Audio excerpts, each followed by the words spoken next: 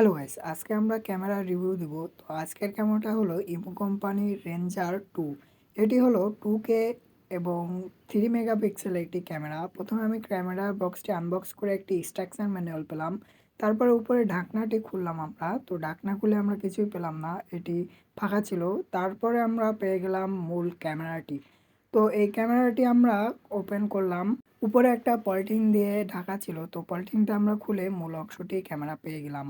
আর এটা কিন্তু 360 ডিগ্রি অ্যাঙ্গেলে চারপাশ থেকে সব দিকেই ঘোরে, উপর নিচে ডানে বাই সব দিকেই ঘোরে। তারপর আমরা ক্যামেরা বক্সে একটি চার্জার দেখতে পেলাম। তো তারপরে দেখা যাক আমরা এর ভিতরে আর কি কি আছে।